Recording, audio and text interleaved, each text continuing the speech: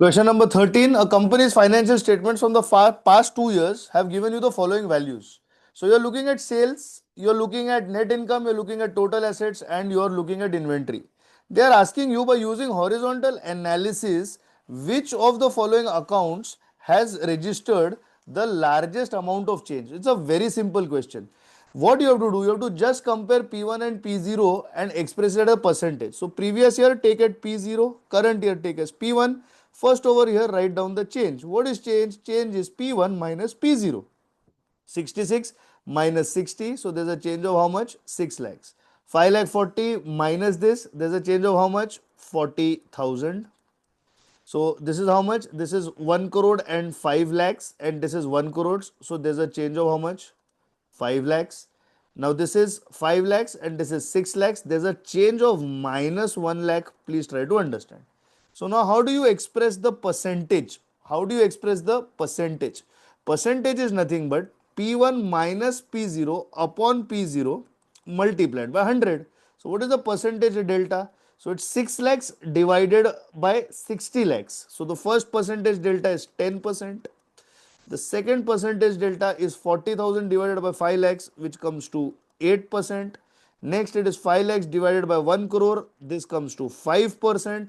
And it is 1 lakhs divided by 6 lakhs, which comes to minus 16.67%. So who has the highest value of change? The highest value of change has come to you from inventory. And that is how much? That is minus 16.67 percentage. So having said this, what are we looking at? We are looking at our inventory giving us the highest amount of change. So let's check out our options. Sales, no. Net income, no. Total assets, no. Inventory, yes.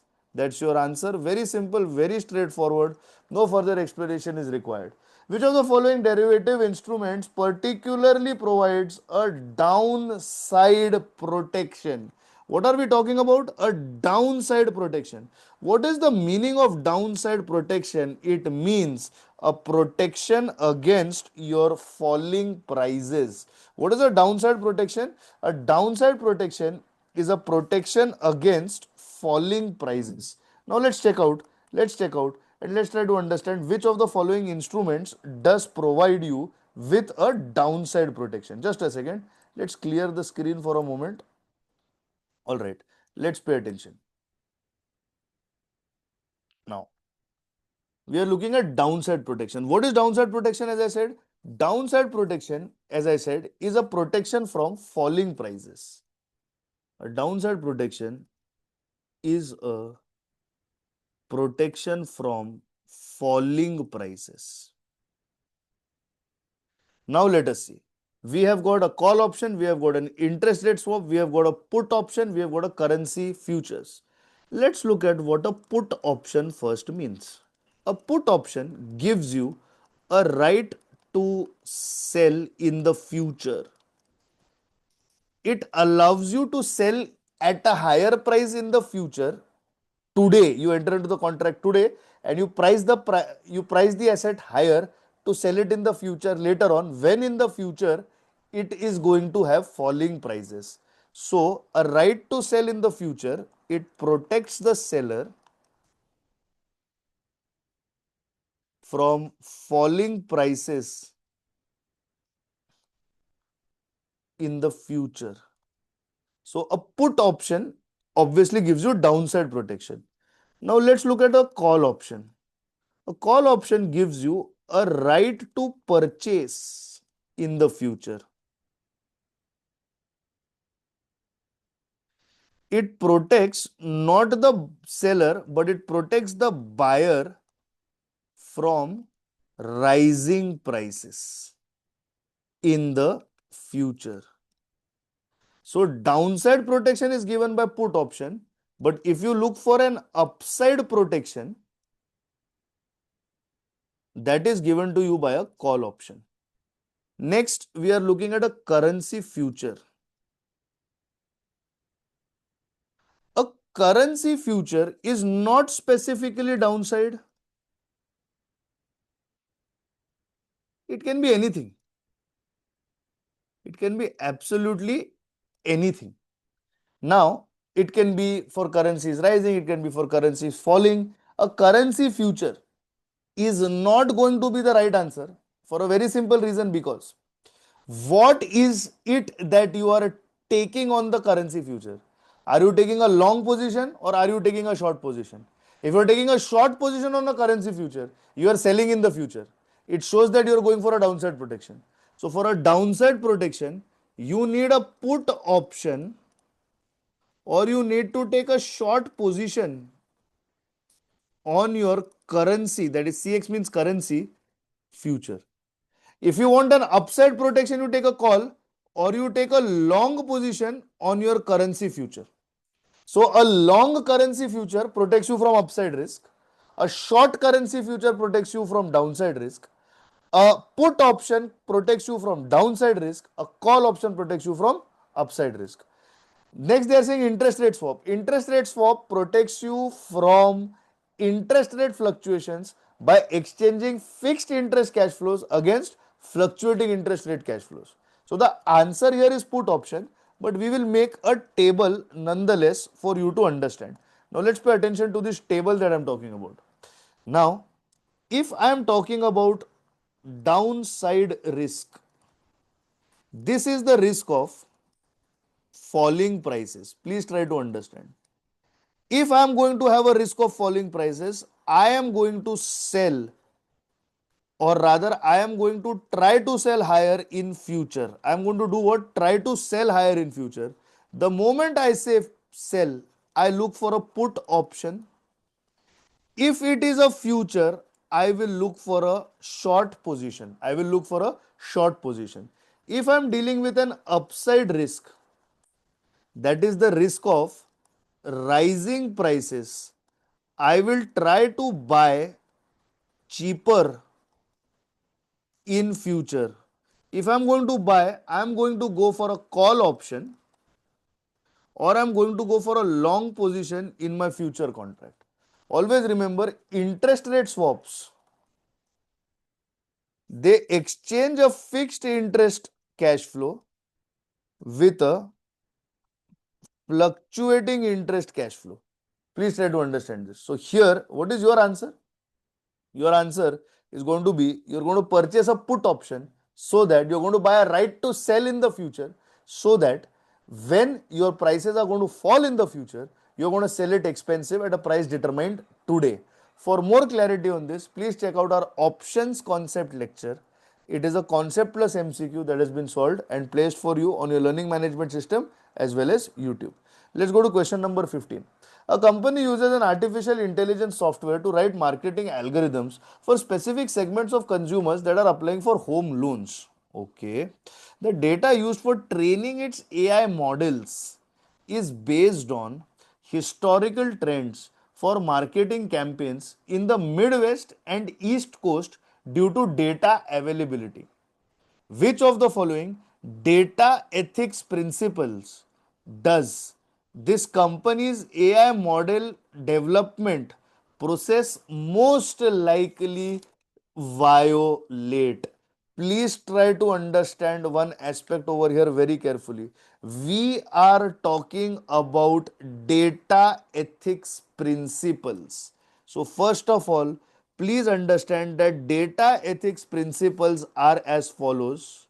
They are fairness, they are privacy, they are transparency, they are ownership, and finally they are accountability.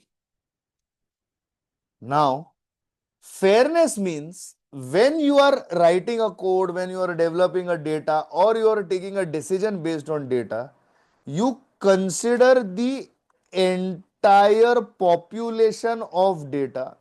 You consider basically everything.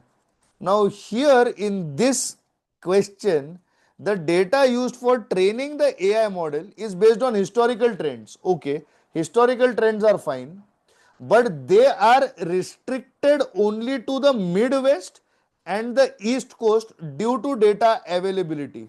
What does this show you? This shows you that data is scarce, data is less, data is scarce. Let's just write the spelling properly. Data is limited.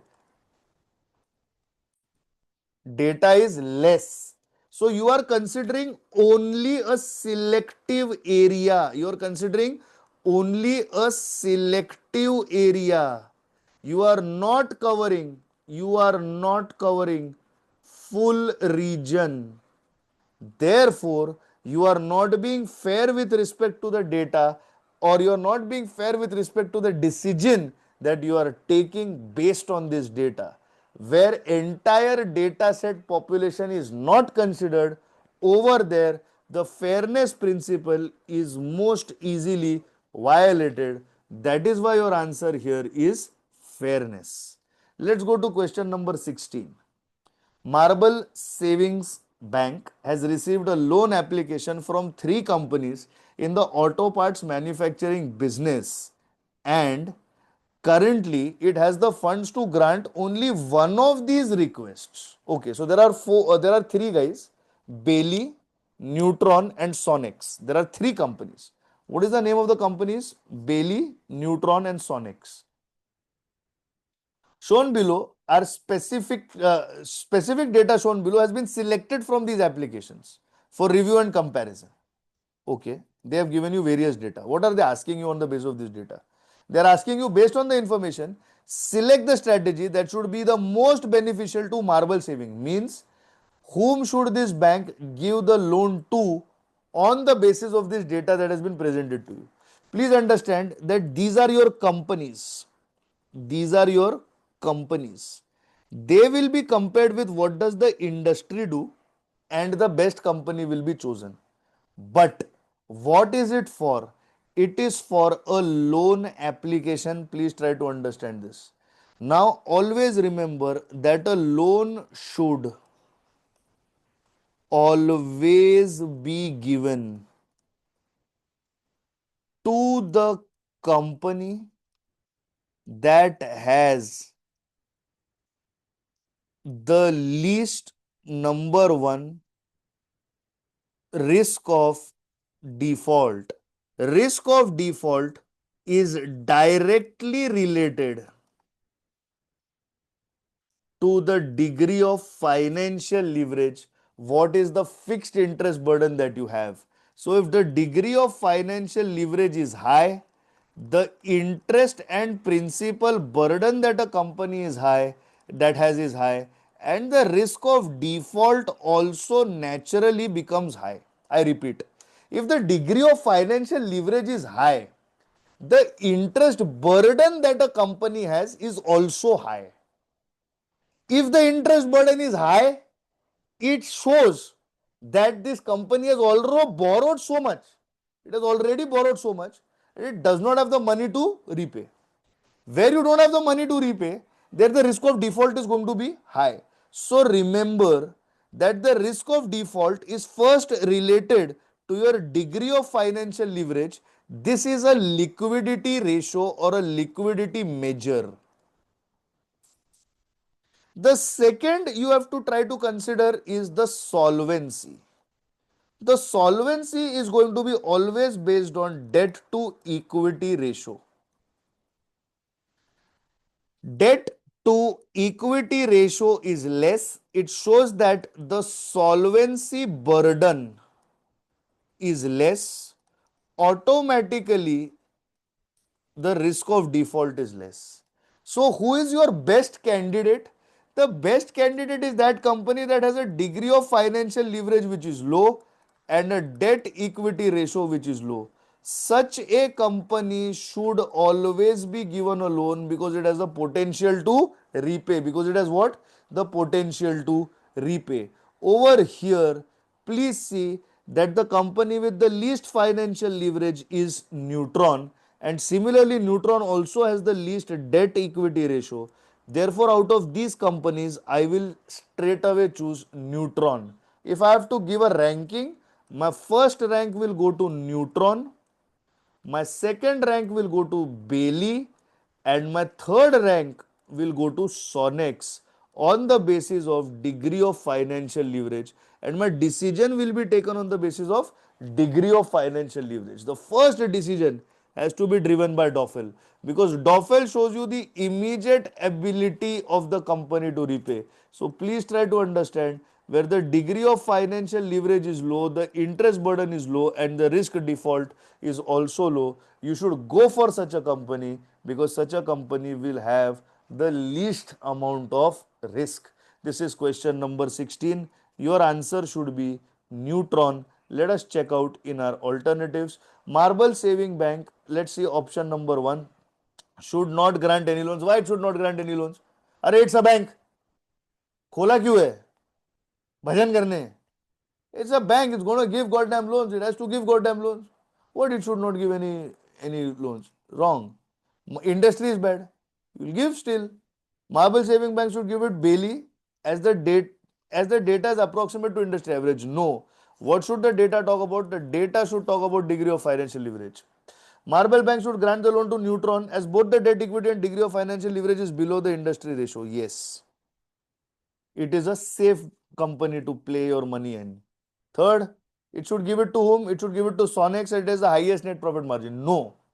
Net profit margin alone is not the sole determinant of whether you should give a loan or not. Why? The company might be making very good profits, but if it does not have any cash left, it has got a high leverage. What's the point? What's the point? What money will it save? What money will it pay? Profit is not everything. You need to understand capital structure planning also. What is important is leverage, and your answer has to be your company Neutron, because it has the least leverage. Question number 17. Sometimes in the US CMA exams, what happens is, they are algorithm based exams. So sometimes you get similar questions. And this is such a examination lapse that has happened over here. We have purposely made these labs because there have been attempts in US CMA where similar MCQ have come to students. So question number 17 is exactly the same as question number 16, and in this your answer is going to be Astor, because it has the least amount of degree of financial leverage. Question number 17 can be referred to you in your free time. It is the same as question number 16. There is no change whatsoever in the explanation or for that matter in the logic and concept. We go to question number 18. A company has reported the results in the first half of the fiscal year. Okay. Shown below are the income statements that summarizes for the first half of the current year compared to the first half of the last year. So there is current year and there is last year. I can see revenue. Okay. I can see cost of revenue. I can see profit. I can see gross profit margin, operating expenses, operating profit, and I can see operating profit percentages. I can see other incomes. I can see profit before tax. I can see income tax, net profit, and net profit percentages.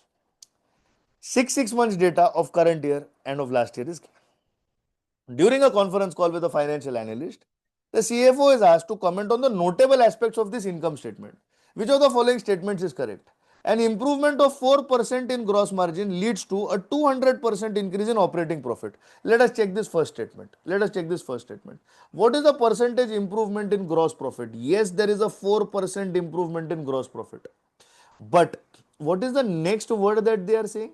The next word that they are saying is there is a 200% increase in operating profit. Okay, let me check. 4% improvement in gross profit.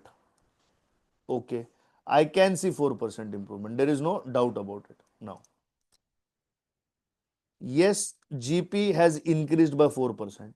Operating profit has increased. This was your last year. This is your current year. Has increased from 15 to 30. What is the percentage increase? This is 100%. How? Sir, it is P1 minus P0 upon P0 multiplied by 100. So you can call current year P1, last year P0. So it is 30,000 minus 15,000 upon 15,000 multiplied by 100. The answer is 100%. So yes, the GP has gone up by 4%. And the operating profit has also gone up, but it has gone up by how much? 100% and not by 200%. Please keep this much in mind. It has gone up by how much? 100% and not by 200%. Please keep this much in mind. So what is your answer? Your answer is option number A is wrong. Why? Because there is a 100% increase.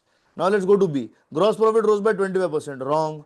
Gross profit has clearly risen. Gross profit has clearly risen by how much? Gross profit has clearly risen by 4%. So it is rising by your 25%. The statement is absolutely wrong. So first is wrong because of 200, second is wrong because of 25%. There is a 19% increase in revenue, which has led to a 25% increase in gross profit. Wrong. There is a 4% increase in gross profit. The operating profit has doubled. Yes, the operating profit has doubled. From how much? From 15,000, it has become how much? 30,000. So the first part of this statement is correct. Let's read the statement again carefully. Operating profit doubled as operating profit doubled because a 23% increase in revenue. 1 second.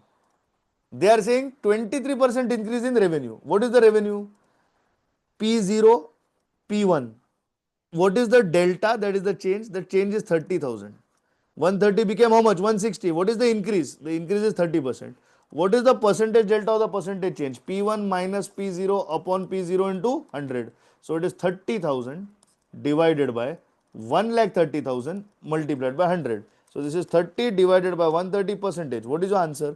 The answer is 33.07692 percentage, which can be rounded off to 23%. It is 23.06792 percentage, which can be rounded off to 23%. So yes, the operating profit has doubled. Of course, operating profit has doubled. You can see over here, the operating profit has gone from 15 to 30. So yes, it has doubled. This statement is correct because your revenue has increased by how much percentage? 23 percentage, which is 30 upon 130 multiplied by 100. 160 minus 30 is 30 and 130 is your base. So yes, your last option, option number D, is the right answer for question number 18. Let us put a tick mark. Option number D, it has increased, it has doubled as a 23%. Again, 4% is right, 200 is wrong, 25 is wrong, 25 is wrong. Therefore, your answer is option number D. Logical analysis of each of the options has been conducted. Let's go to question number 19. A company manufactures a product that has the following unit price and costs. Selling price 300, costs are given, direct material, direct labor, variable manufacturing overheads, fixed manufacturing overheads, variable selling, fixed selling, and administrative. Total cost of 120, operating margin of 120. So it's a clear marginal costing question. Unit 3, decision analysis, it's a sum. The company has received a special order of 1000 units of the product. Okay. The company has excess capacity. It has excess capacity means there is no additional fixed cost. But it has an alternative use for this capacity that will result in a contribution margin of 20,000. So please try to understand. If you take additional order, if you take additional order, you not only have to recover your variable cost, because your variable cost is incremental in nature, which makes it a relevant cost. You also have to recover the contribution, because if you don't take this order, your company is going to earn a contribution of $20,000. So this opportunity cost also has to be recovered, because if you take this order, you will lose the contribution. That's your opportunity cost, and opportunity cost is relevant in decision making. For this, I am going to write a small note for all our students. It's very important for you to pay attention. See, please try to understand. I am repeating the concept for your better understanding once more. Just a second. So, what was I saying? I was saying if you take this special order, if you take this special order, hold on, right. If you take this special order, what will happen? If you take this special order, number one, your incremental cost has to be recovered. What is your incremental cost here? All your variable cost are your incremental cost. Second, this special order is within the excess capacity. Therefore, there is no additional fixed cost. Therefore, fixed cost is not relevant. Fixed cost is not relevant. Third, if you take the special order, you will lose $20,000 contribution. What will happen? You will lose $20,000 contribution. So this loss is nothing but an opportunity cost. What? This contribution, this loss of contribution, opportunity cost, this becomes relevant. Therefore, $20,000 also to be recovered. So what all are you going to recover as far as this sum is concerned? Sir, we will recover the following items. We will recover our direct material. We will recover our direct labor. We will recover our variable overheads of manufacturing. We will recover our variable selling because they are all our incremental variable costs. Direct material 40, direct labor 30, variable manufacturing 24, variable selling 6. We will recover all of these items. Please be careful. Now remember that this order that you are getting is for 1000 units and you have to recover a $20,000 contribution. So what is the opportunity cost? That is the contribution cost that you are going to recover. It's going to be 20. How? A contribution of 20,000 to be recovered from 1000 units. So what is the total, please? It's 40 plus 30, 70 plus 24, that is 94 plus 600 plus 20, 120 is your right answer. Please do not include fixed manufacturing overheads. Why not? Because you are within the capacity. You are within the capacity. Therefore, ignore. Opportunity cost is a very, very important concept over here. You need to recover 20,000 from the special order. Whatever you do from that, you have to recover 20,000. Now, the special order is for 1000 units. Recover 20 per unit. What if it was for 40,000 units? Okay, out of 40,000, I will recover 20,000. So then I will recover 0.5. But that's not the case. What is the case? It is clearly a case of how many? 1000 units. So for that much, I'm going to recover what? I'm going to recover 2 per unit. What is total that I have to recover? I have to recover 120. That is going to be my minimum selling price. That is going to be my minimum selling price 120, because this price covers the cost of manufacturing and allows the company to break even. 120 is right. 140 wrong. Why 140? Minimum price they are asking. Minimum price. What is the minimum price? Minimum price is recovery of all the relevant costs.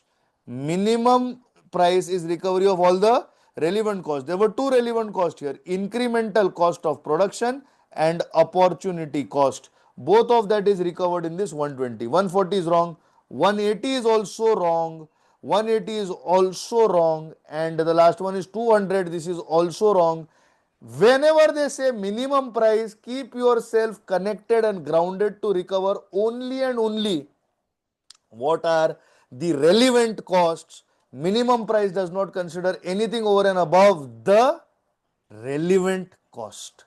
Question number 20. Which of the following external factors is directly influenced by companies' focus on CSR? Please try to understand. Legal, ethical. Ethical is an internal factor purely. How do you run your company? Legal can be considered to be both internal and external.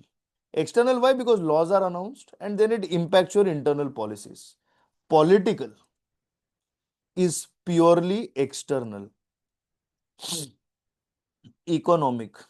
Economic factors of the company are purely internal. Which of the following external factors, which of the following external factors is directly influenced by companies' focus on CSR? Now, please try to understand. Economic, I made a mistake here. Economic factors.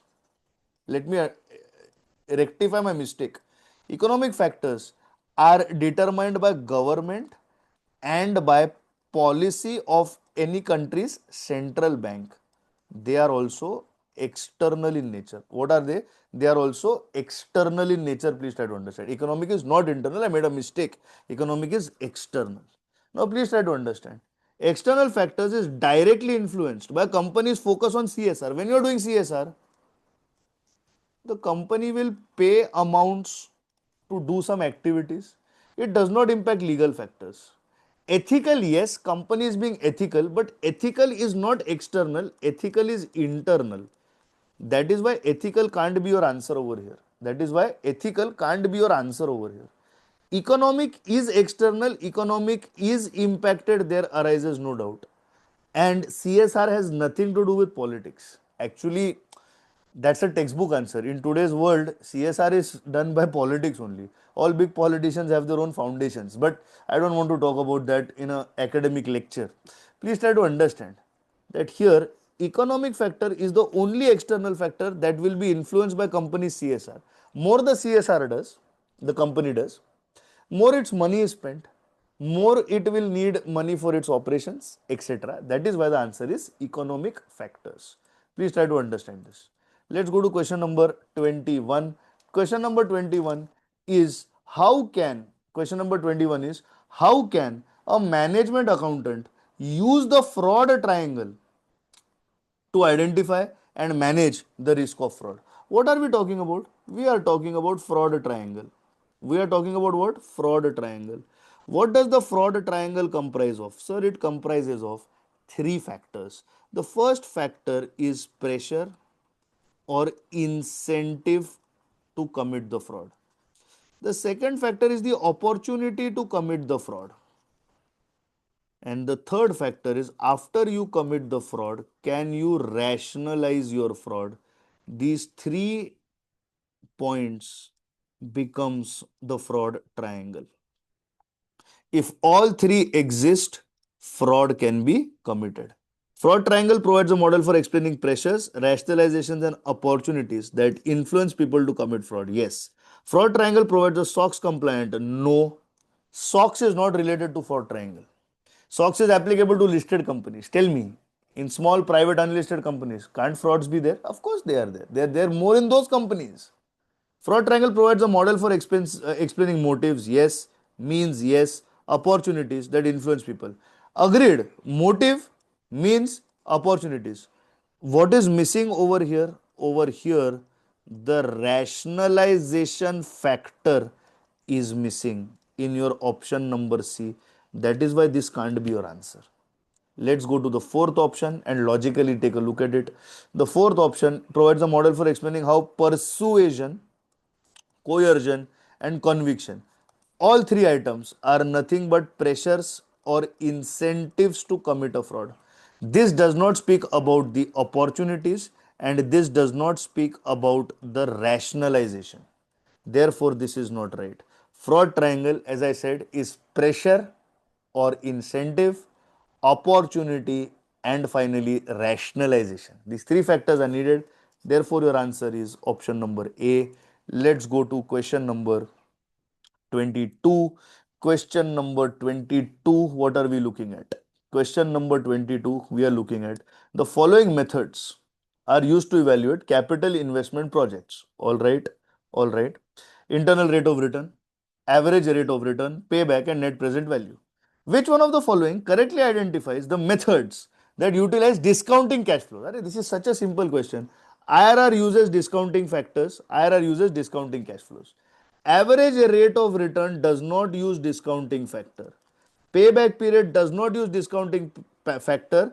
Discounted payback period use discounting factor, and net present value is obviously based on discounting factor. So out of these methods, who uses discounting factor? IRR and net present value. Simple and straightforward question. So what is your answer? Let us see. IRR uses, average rate of return uses, wrong. Payback uses, no it does not use. Present value uses. Now see, please try to understand. What are they saying? IRR uses discounting factor. This is correct. Average rate of return uses, wrong. Payback uses discounting factor. No, it does not use, is correct. And net present value does not use, wrong. So option number A is wrong. Remember, excuse me. Remember that discounted payback uses discounting factor. They are saying over here, internal rate of return does not use discounting factor. They are using some new FM. They've invented some new financial management. That financial management is called idiotics. Please don't do idiotics in your exams. Internal rate of return uses discounting factor. Internal rate of return uses discounting factor, and they are saying net present value does not use discounting factor. Then how the hell is it net present value? How the hell is it net present value? What are you trying to say? Next, internal rate of return uses, yes, thank God, and net present value uses, yes, thank God.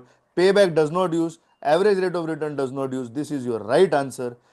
Very simple, very conceptual, and a very gettable question as far as you are concerned. Question number 23. Which of the following topics is a major issue identified by Sustainability Accounting Standards Board? Sustainability Accounting Standard Board, known as SASB, identifies three major factors. The first factor is environment. The third factor is social factors. And the last factor is governance.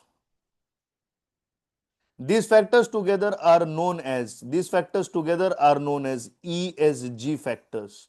Competition is not SASB, loyalty is not SASB, political influence is not, environment is. This is your SASB chart.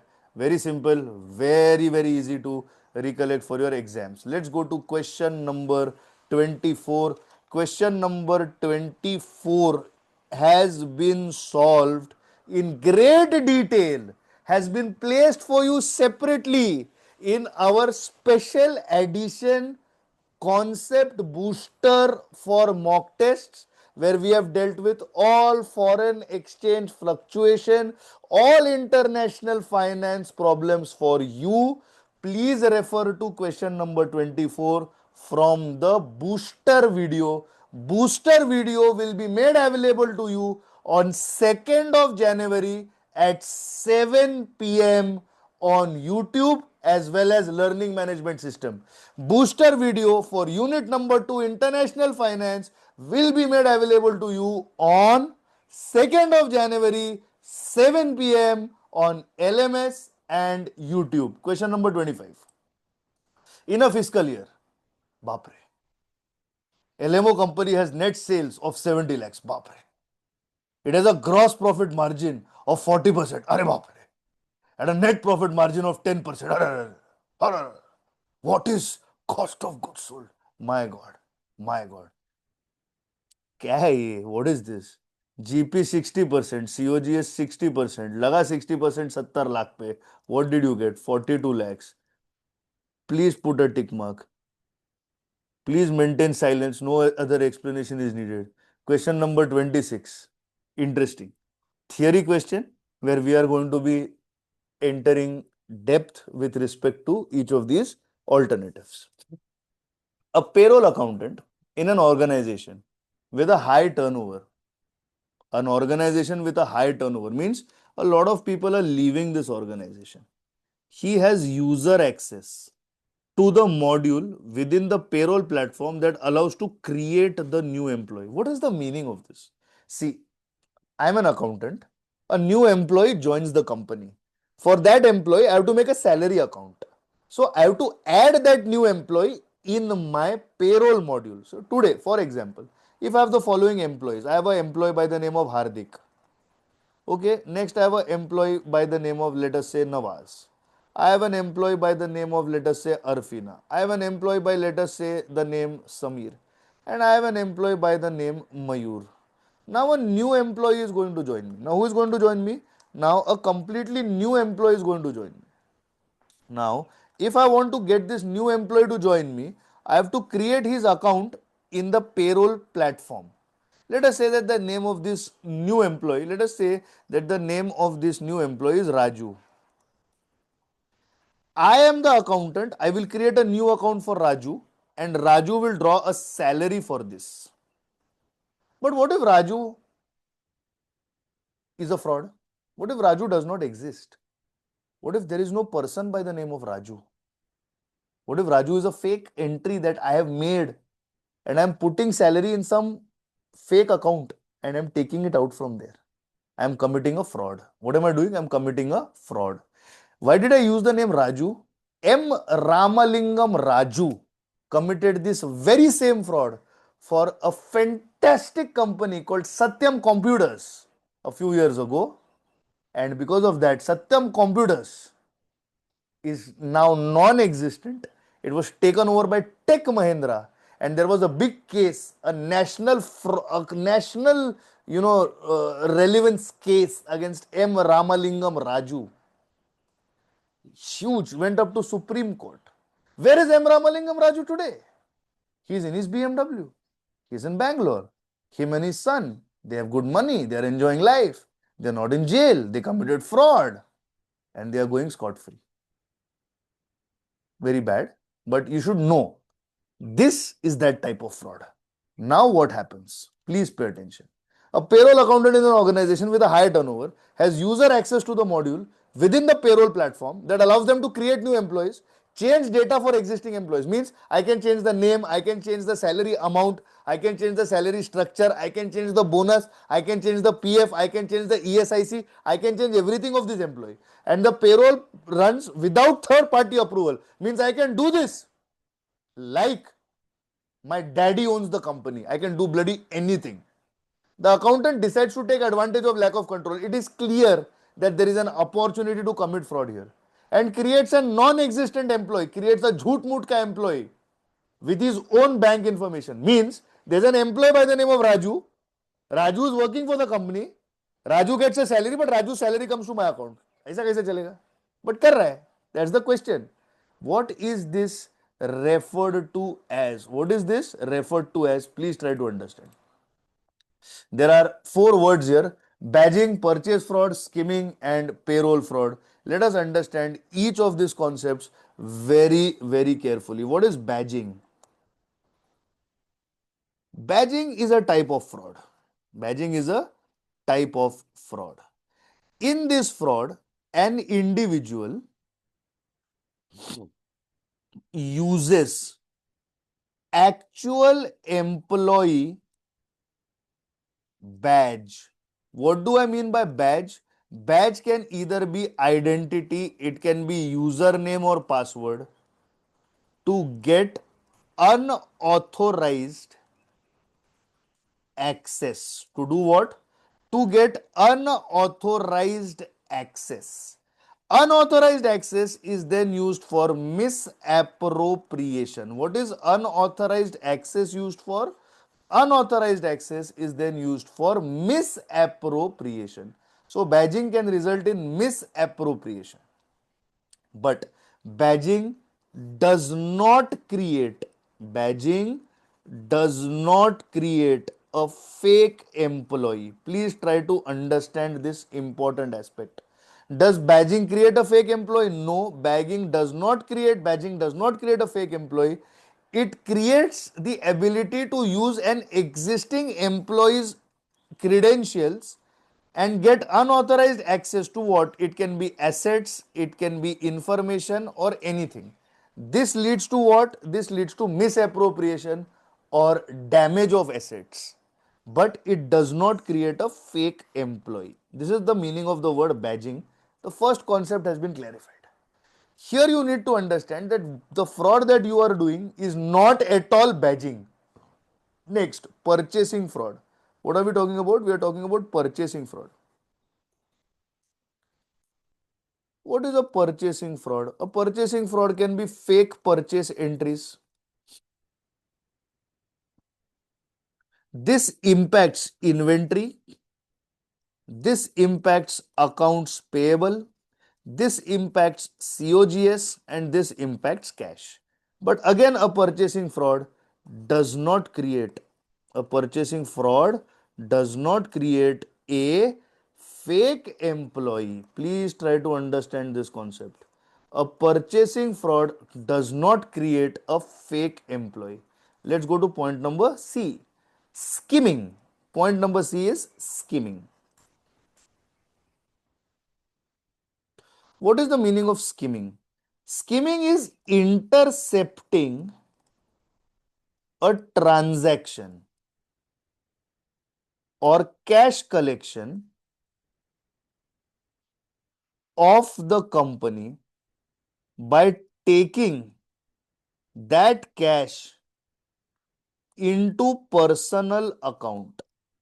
Now, skimming can be done for employees, skimming can be done for goods, skimming can be done for asset sale, skimming can be done for services. What is the example?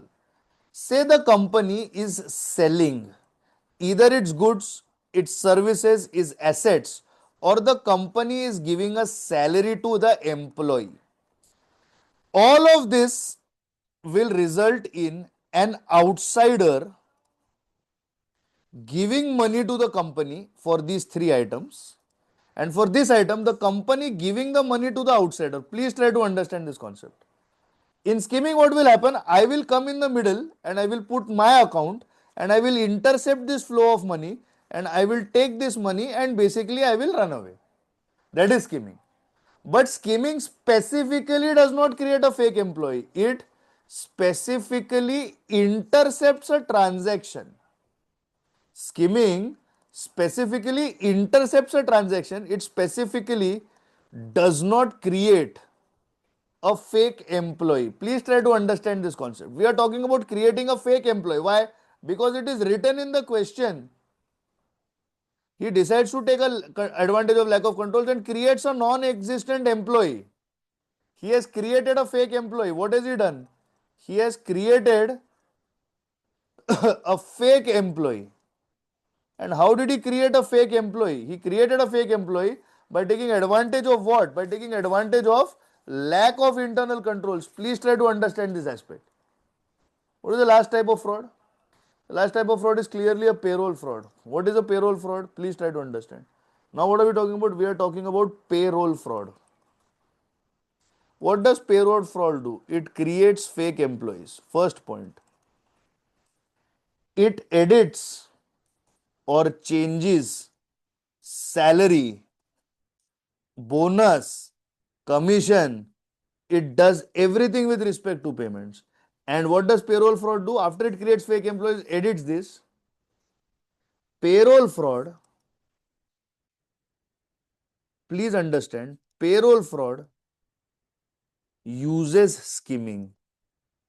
Payroll fraud uses skimming. Why? Because in payroll fraud, once I've created the fake employee, I have to intercept the company paying the fake employee.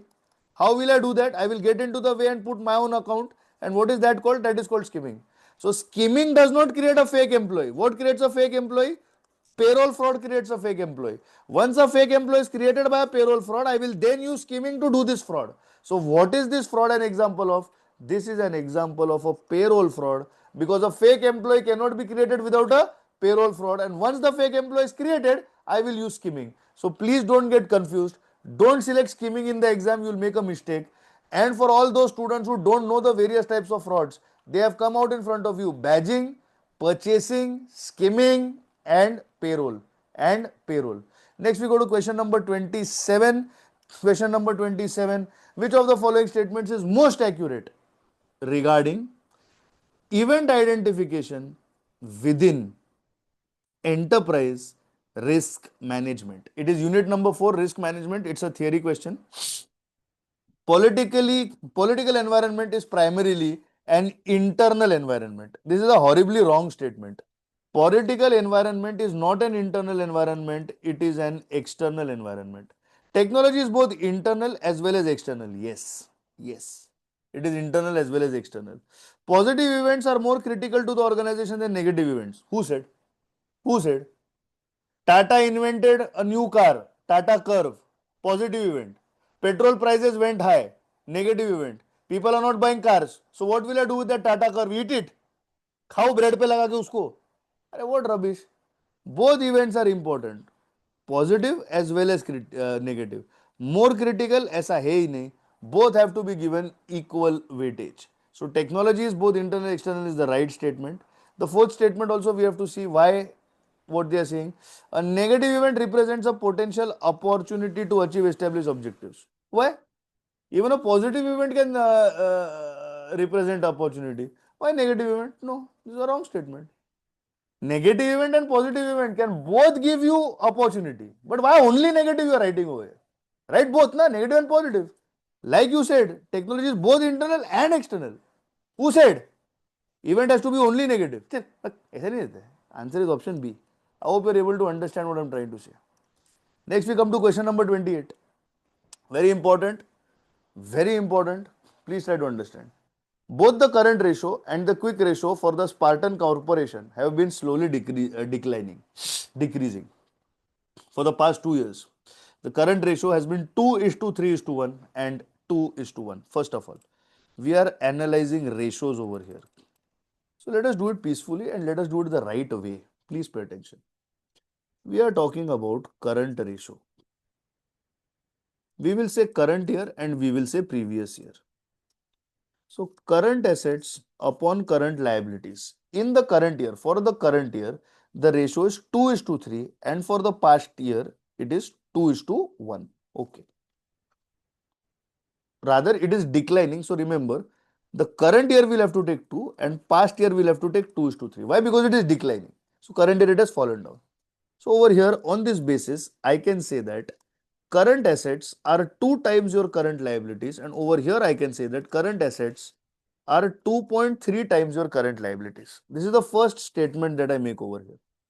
Now please pay attention to my second statement. During the same time, the quick ratio has also decreased from 1.2 to 1 is to 1. Okay. The quick ratio. What is quick ratio? It is quick assets upon current liabilities. It was 1.2 and now it has become 1. Now please try to understand. This shows that quick assets are equal to current liabilities in the current year, and in the past year, quick assets is equal to 1.2 times the current liabilities. Please try to understand. Please try to understand. In both the cases, if I was to express, now see, I am saying current ratio. For the past year, I am saying that it is 2.3, and for the current year, I am saying it is 2. Suppose if I take my current assets and current liabilities like this. Suppose if I say that my current liabilities is 1 lakh. Current ratio is what? CA upon CL. So if this is 2.3, so what is my current assets? It is 2 lakhs and 30,000. And my quick ratio in the previous year is 1.2. So please try to understand. If my current assets are 2 lakh 30,000, they comprise of quick assets and they comprise of non-quick assets. Now my quick ratio is 1.2. So what is the formula for quick ratio? It is quick assets upon current liabilities, which is equal to something upon 1 lakh is equal to 1.2. So obviously my quick assets will become 1 lakh 20,000. So my quick assets are how much? They are 1 lakh 20,000. So obviously my non-quick assets are how much? My non-quick assets are 1 lakh 10,000. What are my non-quick assets? 1 lakh 20,000. And what is my non-quick asset? Inventory and prepaid expenses. Now, from 2.3 it falls to 2. From 2.3, now if it falls to 2, now if I say that my current ratio is current assets upon current liabilities, and now it is 2, I keep my current liabilities constant at 1 lakh, my current assets will become how much? 2 lakhs. And now my quick ratio, they are saying, which is quick assets upon current liabilities, they are saying it has fallen to 1. Keep my current liabilities at 1 lakh. What do my quick assets become? They become 1 lakh. So in a current asset base of 2 lakhs, my inventory, that is my non-quick asset, and my quick asset. My quick asset is 1 lakh. So my inventory is how much? My inventory is 1 lakh 10,000. Earlier, how much was my inventory? My sorry, it's 1 lakh. 1 lakh, 1 lakh.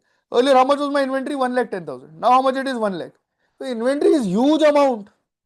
Inventory is a huge amount in what I'm doing. So see here, the disparity between current and quick ratio can be explained by which of the following? They can be explained that inventory is huge. Current portion, no. Cash balance, no. Accounts receivable decreased. How can you say this? On what basis are you saying that? By quick assets are still 1. Inventory balance is unusually high, and I proved it in the first year on a current asset base of 2 lakhs 30,000. My inventory itself is 1 lakh 10,000. What is my inventory itself? And in the current year, on a current asset base of 2 lakhs, my inventory is how much? My inventory is 1 lakh. It shows that my inventory balance is unusually high. My answer is option number D. What is my answer? My answer here is option number D. Now, let us go to question number 29. Question number 29. Which of these is an example of an overarching ethical principle from the IMA's ethical professional practice? They are using the word ethical principle. What are they using? They are using the word ethical principle. Here I have to draw a chart for you. Please try to understand the following statement. There are ethical standards. There are what? There are ethical standards. Ethical standards are your overarching general ethical standards. What are these? These are your general ethical standards. And you have your data ethics standards. These are the two standards. So, in your general ethical standard, what comes? We have competence, we have confidentiality, we have credibility, and we have integrity. And what do we have? We have integrity. In data ethics standard, just some time ago, we had a question on data ethics. What are our standards? We have fairness, we have privacy, we have transparency, we have ownership, and finally, we have accountability. What are these? These are our ethical standards. Now remember, below the ethical standards, below the ethical standards, you have ethical principles. What do you have? You have ethical principles. Now, what are the ethical principles that you have to adhere with? Please remember, standards you have to adhere with, but there are principles. What is principle? The principle is honesty. The principle is objectivity. The principle is responsibility. The principle is fairness. The principle is fairness. These are your principles. Please try to understand. Now the question over here is about ethical principle, not of ethical standard. It is not of ethical standards. What is this question about? It is not of ethical standards. It is about ethical principle. It is about what? It is about ethical principles. Confidentiality is a standard, competence is a standard, integrity is a standard, but fairness is a principle. That is why your answer is fairness. That is why your answer is fairness. Please try to understand this concept carefully. A quick concept revision for you. Ethical standards are competence, confidentiality, credibility, and integrity. These are your general ethical standards. Your data ethics standards are fairness, privacy, transparency, ownership, and accountability. Your ethical principles are honesty, objectivity, responsibility, and fairness. Therefore, your answer in this question is going to be the ethical principle of fairness. Remember that fairness is an ethical principle as well as a data ethics standard. No questions will be asked to you to confuse you according to that. But please just remember, this chart is very, very important. So in the process of watching this video, please pause it and write down this chart. It's going to be very, very important for you. Next, we go to question number 30. Let's pay attention to question number 30. Which of the following methodologies of price determination starts by estimating a product cost and by adding a desired level of income? Cost plus income is nothing but cost plus. Cost plus income is nothing but cost plus.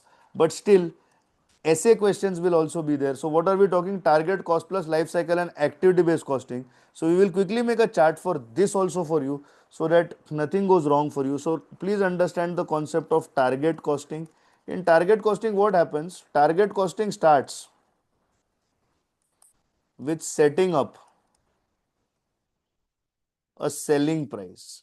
It starts with setting up a selling price. And what happens once you set up a selling price? You have decided that my selling price is going to be 100. Then you determine a profit.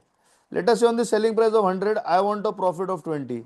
So no matter what happens, cost has to be restricted to 80. You determine a profit, therefore you have to restrict or keep the cost at a level so as to earn this desired profit. So target costing is influenced by what should be your selling price and most importantly what is going to be your profit. On the basis of that, what will you keep? You will keep cost at a level, and that is how target costing works. Next word that you saw there was life cycle costing. What was the next word that you saw? It was life cycle costing. So what happens? You determine in this. You determine the total cost to be incurred by a product in its entire life cycle. In its entire life cycle.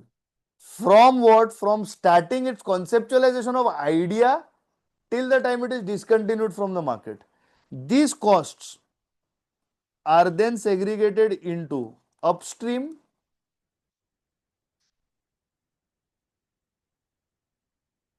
and downstream costs. That is your life cycle costing. Again, it has nothing to do with profit. It only calculates cost.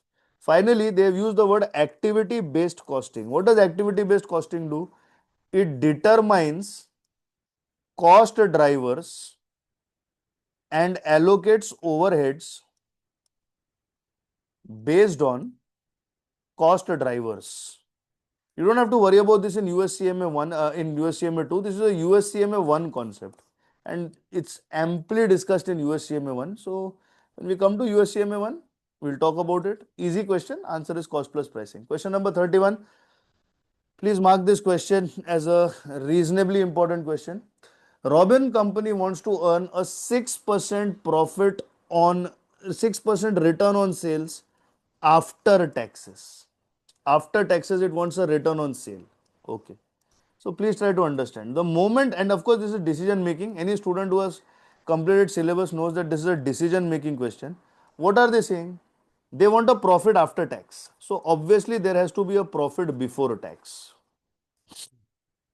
Always assume profit before tax to be 100. From that, you subtract your tax margin percentage, whatever. Then you have what? Then you have profit after tax. In this question, what are they saying? They want a 6% return on sales after tax. 6% return on sales. Let's rub this 100. They want a 6% return on sales after taxes. Please try to understand. 6% return on what? On sales.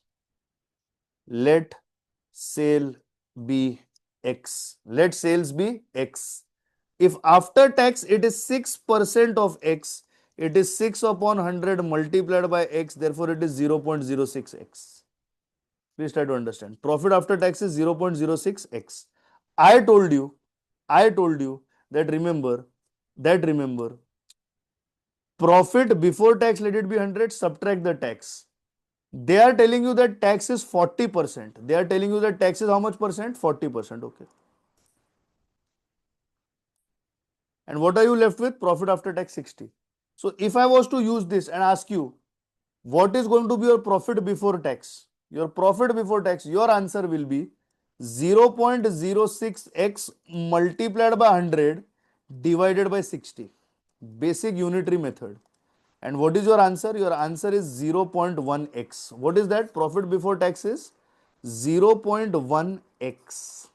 Now please try to understand, profit before tax is nothing but your, what is profit before tax here? See, sir, sale minus variable cost is contribution minus fixed cost is EBIT. Here there is no question of EBIT, so straight away this is your profit before tax. Therefore, can I say that your contribution plus your fixed cost is equal to nothing but your PBT? Nothing but your PBT. Always remember, this question is dealing with a desired level of profit. It's a question of decision making with desired level of profit. Questions of desired level of profit are solved as follows. Desired level of profit has to be fixed cost plus desired level of profit divided by contribution per unit if you want to know the number of units, or if you want the answer in dollars, it has to be fixed cost plus desired level of profit divided by PV ratio. Something is wrong with my tablet. I'll write it in the notebook. So always remember that when you're solving a question of desired level of profit. When you're solving a question of desired level of profit, please keep in mind, if it is desired level of profit needed for units to be calculated, your answer is going to be fixed cost plus desired level of profit, and this is obviously profit before tax divided by contribution per unit. If it is in terms of rupees or dollars or whatever, it is going to be fixed cost plus desired level of profit, which is obviously your profit before tax, divided by your PV ratio. Please try to understand. Now, your answer here will come for a profit before tax of 0.1% on sales, which is automatically 0.06% after tax. So that's what your calculation is going to be. Now, in this question, what is your fixed cost? Your fixed cost is 2,40,000. Your desired level of profit before tax is 0.1x. Please remember that. That is your desired level of profit. What is your contribution margin? It is 30%. They are asking you what are the sales. Please try to understand. In this question, we expressed our sales be X. Let the sales be X. Now, please understand. Please try to understand that sales at desired level of profit, again I am repeating, is equal to fixed cost plus desired level of profit divided by contribution per unit. This is the sale in units. If I want a sale in dollars or rupees, it is fixed cost plus desired level of profit divided by my PV ratio. Please try to understand this. Now my sales at desired level of profit, I said let my sales be X is equal to fixed cost. Desired level of profit is obviously profit before tax. We calculated that to be 0.1x divided by a PV ratio of 30%. They are not asking us sales in in units. They are asking us sales in dollars. Please try to see your options here. All the options in the question, are circulating around dollars. So we are doing a calculation of dollars and not of units.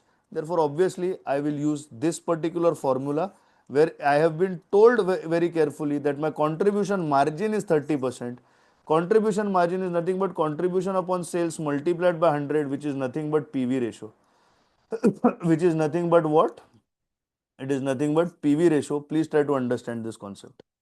Now having said this, if I have to calculate this, let's start my calculation. Therefore, my answer over here is going to be what? 0.30x is equal to 2,40,000 plus 0.1x. Take 0.1 on that side.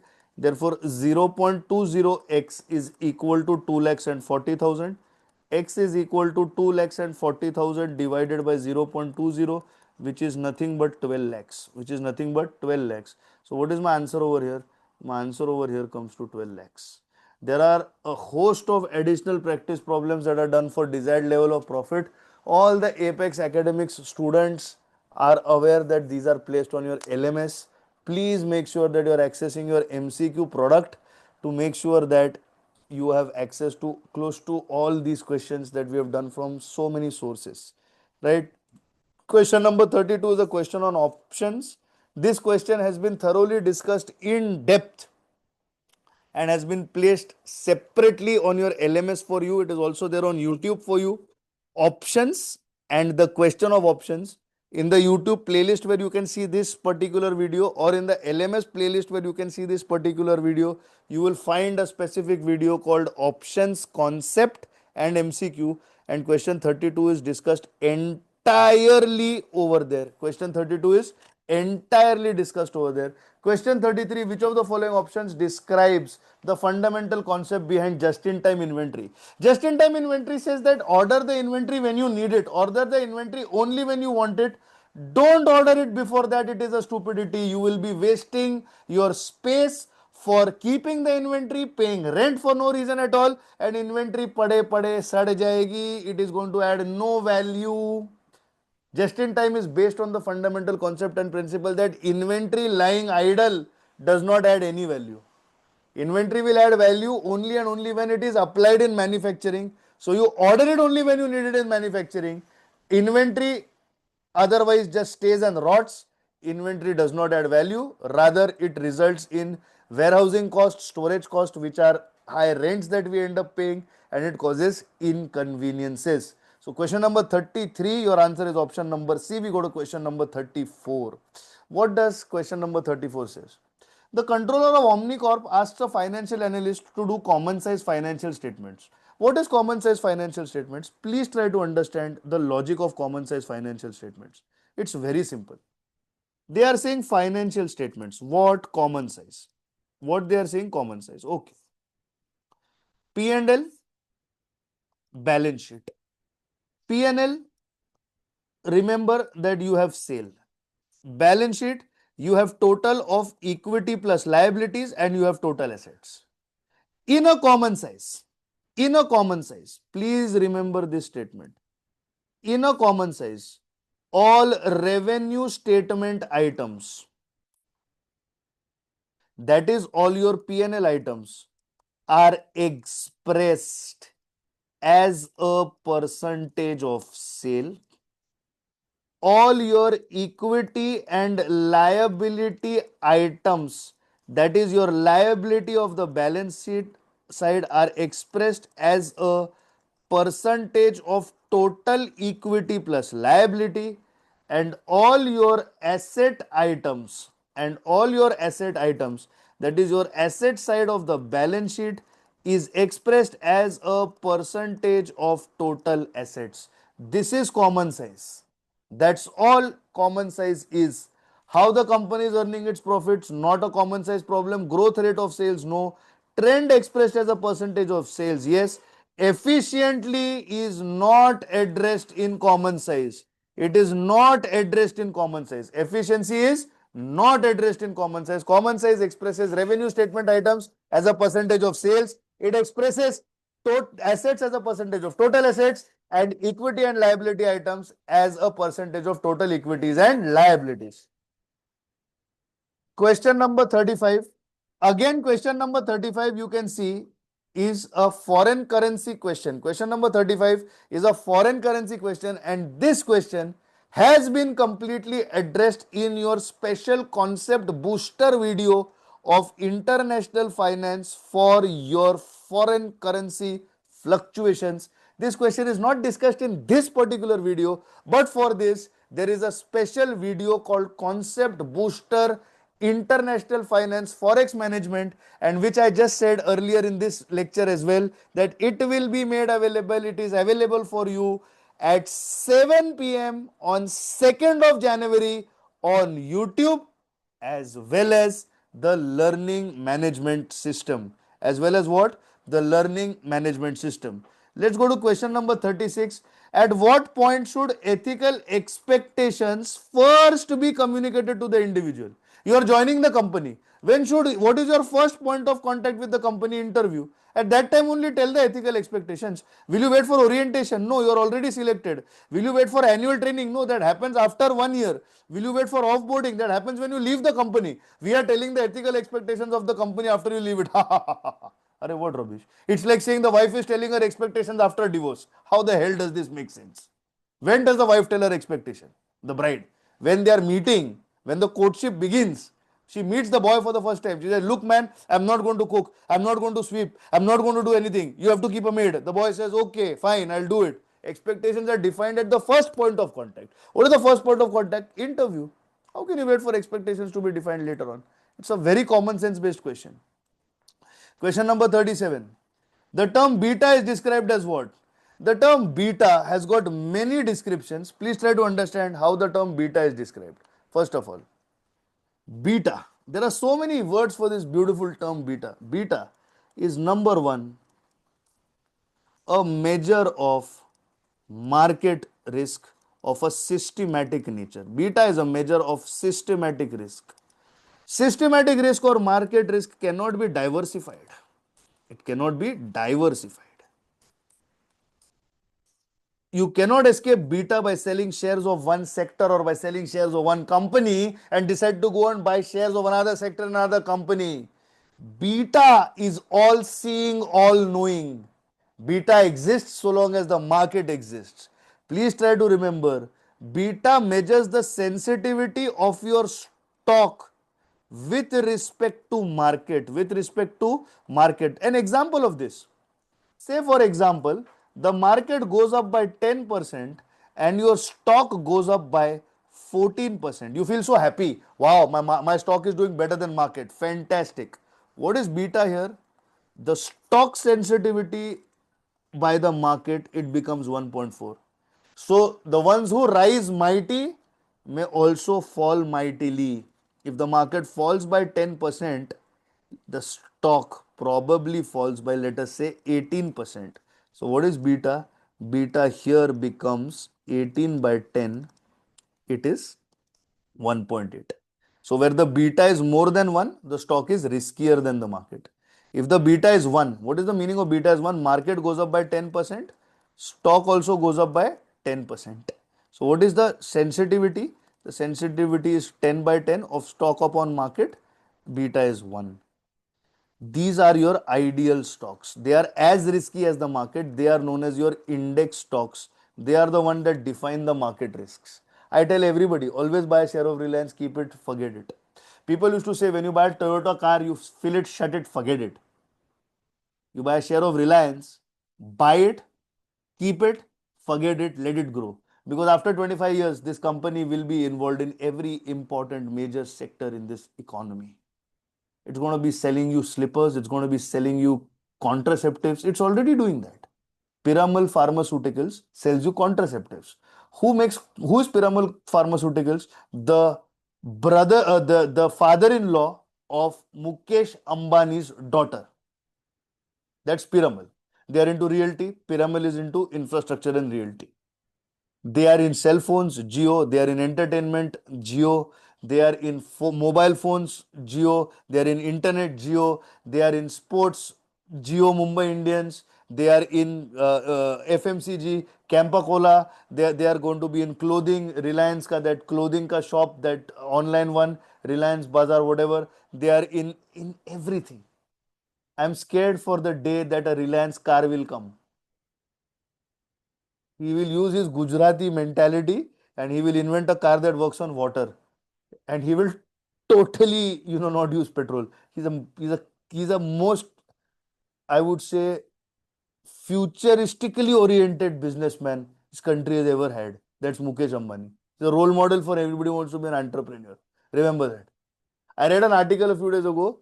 The turnover of Reliance when Dhirubhai Ambani was probably alive was something 81,000 crores or something, or in 2005. Ambani had passed away by that time. Dhirubhai Ambani, it's somewhere around 2000. In 2005 was somewhere around 81,000 crores. The turnover. Today, Mukesh Ambani's company has a profit of 81,000 crores. That's Reliance. They dictate the market. It's an index stock. Please try to understand. Then there are those stocks that are less than the market. If the market goes up by 10%, the stock will go up by, let us say, 6%. So it is 6 divided by 10. The beta is 0.6. So what is beta? Beta is the sensitivity of the stock with respect to the market. It is the percentage change in the stock price upon the percentage change of the market. Beta, as you know, can also be expressed as the covariance between the stock and the market upon the market risk. This is also something, but of course, this happens to be a more of a CA final or a CFA level 1 kind of a calculation for beta. Right, guys? So over here, with respect to beta, remember that beta cannot be diversified. Beta is a measure of systematic risk. Beta is the sensitivity of stock to the market. Beta is covariance of the stock and market divided by the variance of the market. By the variance of the market, investment returns sensitivity to the market returns. Variability or standard deviation of investment returns is not beta. Investment return sensitivity to change in interest rates is not beta. Weighted average return of an investment portfolio is also not beta. Beta is sensitivity of stock to changes in market. It is percentage delta S upon percentage delta M, as I expressed to you. That was question number 37. Answer is option number A. Let's go to question number 38. Question number 38, again a very, very interesting question. A company that requires capital budgeting proposal meets the acceptability criteria of both payback as well as net present value. The company uses a cutoff payback period of 4 years. Okay. What is your cutoff payback period? 4 years. Means A is a failure if you are going by payback. C is a failure if you are going by payback. Which of the following projects will produce a conflicting result? Conflicting when payback and NP is applied. What is meaning of conflicting? Payback will say no, NP will say yes, or NP will say no and payback will say yes. Now please try to understand. For payback period is 4 years. Project A has a payback period of 5 years. So payback may A fails, but NPV is the highest. So NPV says yes, but payback says no. B, payback says yes, but the NPV is a failure. Why? Because there's a project with a higher NPV. Project C, for payback, yes, for payback also it's a failure 5 years, and NPV also it is a failure. D, for payback it is a pass. Why? It is 3 years, and payback is passing is 4 years. Means anything less than 4 years. So A fails for payback, C fails for payback, but B passes and D passes. But both B and D have very low net present value. But A that fails in payback has the highest net present value. So what has happened over here? A has presented a conflicting result. Now see, please try to understand. Please try to understand. When do I say yes to NPV? NPV basis, when the NPV is positive, I will accept the project. A has an NPV of 8 lakhs. B has an NPV of 1 lakh. Please try to understand. 1 lakh. C has an NPV of minus 3 lakhs. And D has an NPV of 50,000. So on NPV, all these projects are accepted. This fellow is rejected, they are accepted. Now payback. Payback period has to be less than 4 years. A is 5 years, so A is rejected. B is 3 years, so B is accepted. C is 5 years, so C is rejected. D is 3 years, so is accepted. So here B is not producing conflicting results. Both as per NPV and as per PBP, B is selected. C is failure in both. No conflicting results. D, it is passing in NPV also because NPV is positive and payback period is less than 4 years. So in payback also it is passing. So no conflicts. But A, it passes in NPV but it fails in payback. So A presents a conflicting result between two of your philosophies of selection. So what is your answer? Your answer here is option number A. Your answer here is option number A. We go now to question number 39.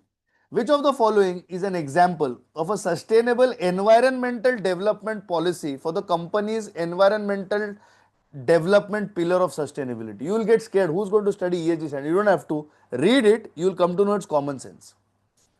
Discontinue the use of eco-friendly packaging materials. Who will do this? You are harming the environment. This is stupid. Why? Because of discontinue. Reduction in renewable energy sources. Bapre, you are saying use non-renewable sources and pollute the environment. Wrong. Reduction in plant carbon emissions. Correct. Your carbon footprint is reduced. Increasing production of water waste. Make things that dirty the water. How is that common sense? A first standard student can answer this. It's common sense. So what is your answer? Your answer is option C. There was nothing US CMA about this. It was only and only common sense. Please try to understand. Next, we go to question number 40. Question number 40, we'll do one thing for question number 40. They are asking us, given the above information, the selling output after which of the following will give you the greatest contribution margin? Let's take a screenshot of this directly and we'll post this in our notebook. We'll put this in our notebook. Just a second. And we'll see the question thoroughly over here. We'll see the question thoroughly on the screen over here. Let's pay attention. What is the question asking us? Very important and very good question. Again, it's a unit 3 decision making question, and decision making questions in this particular attempt of the mock are of a good quality, as are the unit 2 international finance questions. A company, now let's use a thinner pen for this. Yeah. A company currently has a 4-stage marketing process in the following order: processing, smoothing, shaping, and painting. There is a market output for each stage, means each of these stage can get you a sale. A newly appointed management accountant has been examining the company's operations and has prepared the following information. He is saying that at processing, if you sell, you will get 10 rupees. The variable cost is going to be 8 rupees. Then you can sell for 12. The incremental variable cost is going to be 1. What is he saying? He is saying incremental variable cost. Okay. Now, they are giving us the selling price and incremental variable cost of each of the stages. Now, let us do one thing. Let us do an analysis of this product. So, what I have in front of me is processing. Let's use a thicker pen for this part now. What I have in front of me is processing, right? I have smoothing, right? I have shaping. And what was the fourth one? The fourth one was painting. The fourth one was painting. Okay. Now, I have a selling price for each of them. What is that? 10, 12, 18, 20. 10, 12, 18 and 20. Now, please try to understand. I have my incremental variable cost. And please remember, I will have my variable cost as well. My incremental variable cost is 8. Before this process, there was no other process. So my variable cost stays 8 and my contribution at this stage is 2. Now please try to understand in smoothing. What is happening in smoothing? In smoothing stage, my incremental variable cost is 1. What is my incremental variable cost? My incremental variable cost is 1. So please try to understand this particular concept here. Please try to understand this particular concept over here. This is the most confusing part where everybody will make a mistake. 8 has already been incurred. Now 1 extra is being incurred. So now what is my variable cost? 9. This incrementally is incurred. So now what is my contribution going to be? A comparison of my selling price minus my total variable cost. So my contribution is 3. For my smoothing, what is the incremental variable cost? Incremental variable cost is 5. So now please pay attention. I will write down incremental variable cost. Please try to understand. Incremental variable cost is 5. So 8 plus incremental was my total. So 9 plus incremental here will be 14. And what is my contribution going to be? 18 minus 14. My answer is 4. Next. Painting, my selling price is 20. What is my incremental variable cost? It is 3. Please pay attention. Incremental variable cost is 3. So total variable cost will become how much? 17. So 20 minus 17. What does it give me contribution? 3. And what is my maximum contribution over here? My maximum contribution is 4. Maximum contribution is 4. Incremental variable cost, I just added to the variable cost to arrive upon total variable cost. And I calculated my contribution accordingly. Selling the output after which stages will give you the greatest contribution? Processing gives me an incremental contribution of 2. Smoothing gives me an incremental contribution of 3. Shaping gives me an incremental contribution of 4. And painting gives me an incremental contribution of 3. That is why my answer is shaping. That is why my answer is shaping. Alright, let's move on to the next question.